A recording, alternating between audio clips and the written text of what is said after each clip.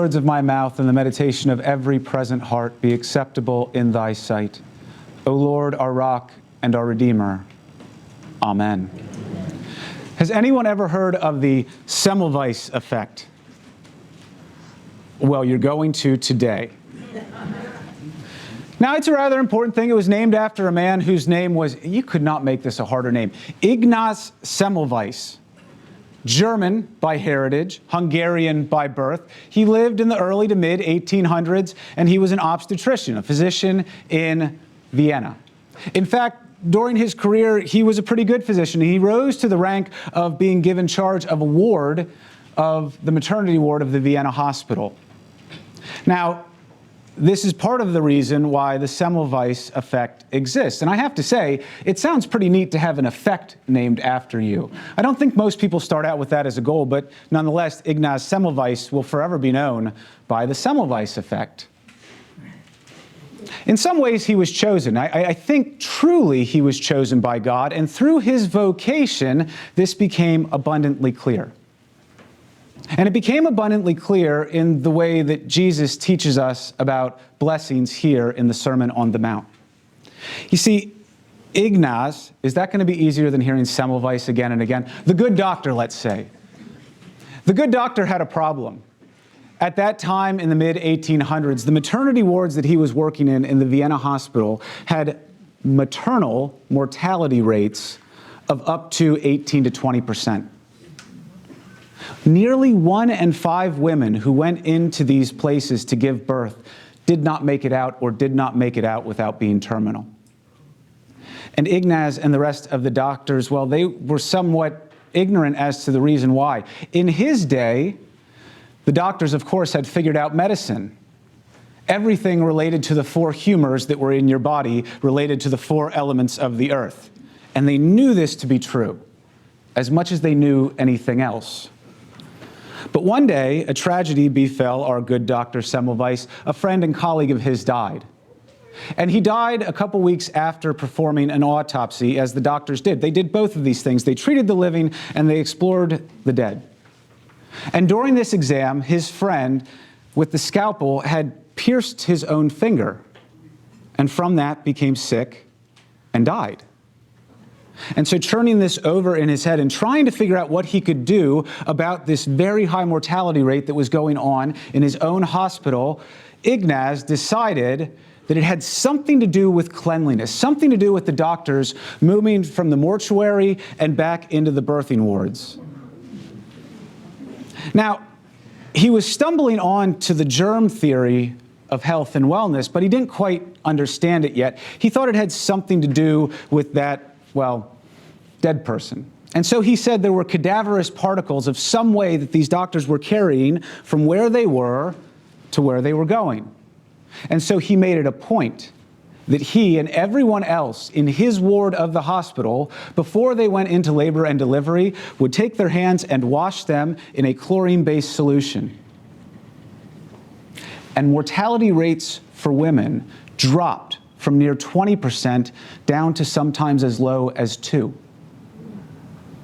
The Semmelweis effect. And it's called that because the germ theory of health and wellness was not yet accepted in Vienna, not by a long shot.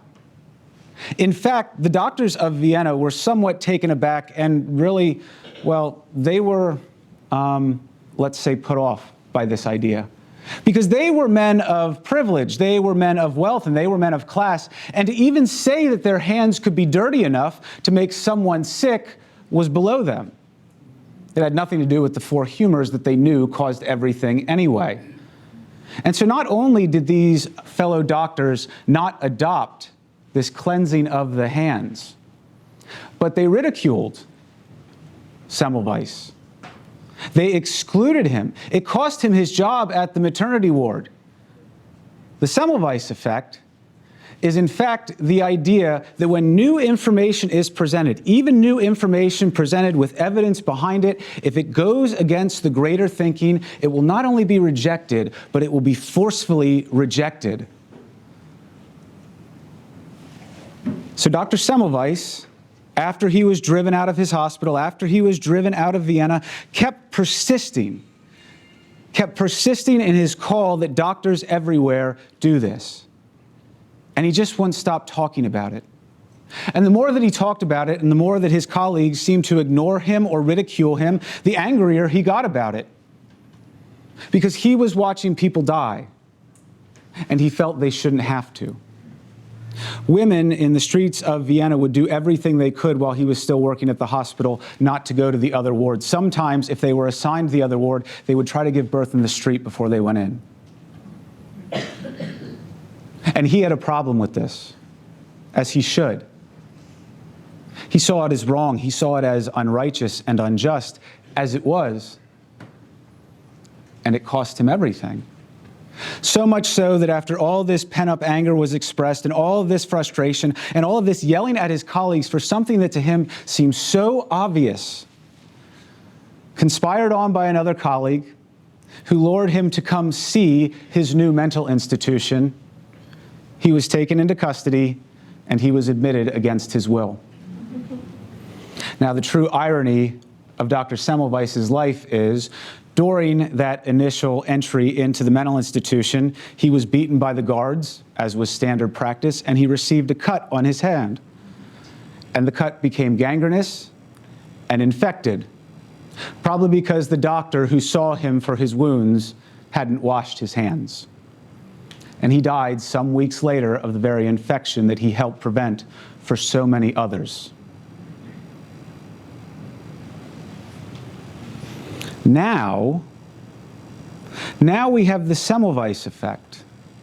And in fact, there are multiple universities and medical schools around the world named for Semmelweis. And his name has gone from being dragged through the gutter in his own day to something that is celebrated and lauded. There are statues of him that litter the towns of Hungary and throughout Europe. Here in today's gospel reading, Jesus gives us a vision of blessing that is not like the world would give us. Now, sometimes we hear this and we hear it too piously. Blessed are the meek, and blessed are the peacemakers, and blessed are those who mourn. And we hear it so much piously because the outrageous nature of what he is really saying is hard for us to both comprehend and accept. It is not only that people in these conditions will be blessed on account of what will happen to them. That is part of what Jesus is saying. But what he is saying is you are blessed, and you are favored by God, and you are specially chosen right here and right now in these conditions that the rest of the world would look at and say are anything but. In fact, this very form of rhetoric that he's using was common in his day, common throughout the Holy Land and other preachers who would say that blessed are those who are wealthy, and blessed are those who are well taken care of, and blessed are those who have power, and blessed are those who have big families, and blessed are those who do not mourn and who have strength. Basically, everyone who has everything going right, right?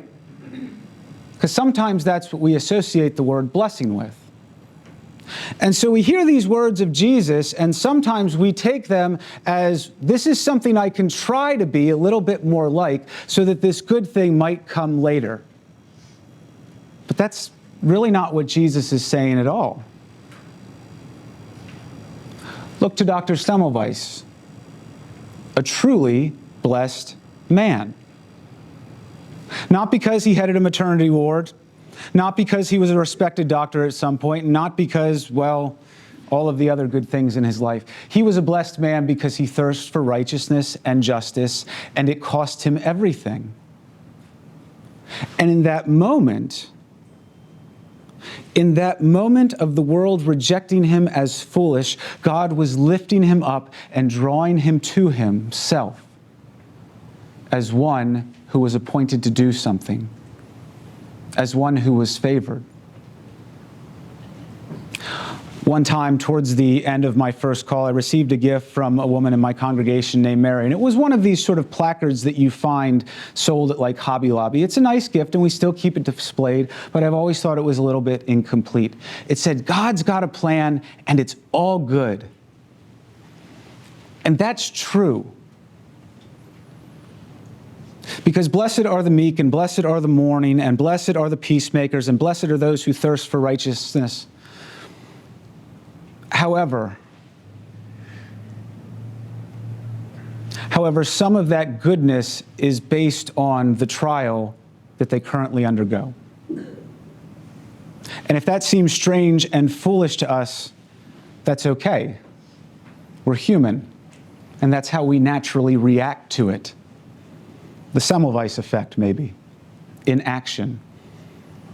How could it be that those who mourn, that those are lowly in society, the meek and the powerless, how could it be that they're blessed? But here, Jesus teaches us that, in fact, that's exactly the way that God sees the world. And in our own moments, not in those moments when we strive to be these things more and more. No. In our own moments, when you feel like the world has broken you, when you feel like God has left you, when you feel like you have almost been betrayed, and you can't understand why, here Jesus says, truly you have found God's favor. And it is the most strangest sort of thing to say, but the most powerful sort of promise to believe. Because in those moments when we are like that, God has not abandoned us, God has grown closer to us. And the more that we can embrace the idea that this life was not meant to be perfect, and that the absence of perfection is not the absence of God, the more that we can embrace the idea that the glory of the life of Dr. Semmelweis was his saving lives in real time as he was rejected by the world, the more that we can understand that the life of the Christian is the life of the cross. Maybe, just maybe, we can understand these words of Jesus. I appreciate the gift that Miss Mary got me on my way out the door of my first call, but I've always thought it needed a bit of an asterisk. The type Jesus gives here. God's got a plan, and it's all good. It just might involve crucifixion on the way, or persecution, or suffering, or mourning, or meekness, or failure. Blessed are those. Blessed are us. For God has not left us, but God uses us in those moments. God has not driven us down, God raises us up. And God is not done with us. Because the promise of what is to come is not only to show that we will be blessed, but it's to remind us of the endurance that God will put forth in his own way in our own lives. Blessed are you when you feel like you are the least blessed you could be. Know that God is with you. And know that it's all good. Amen.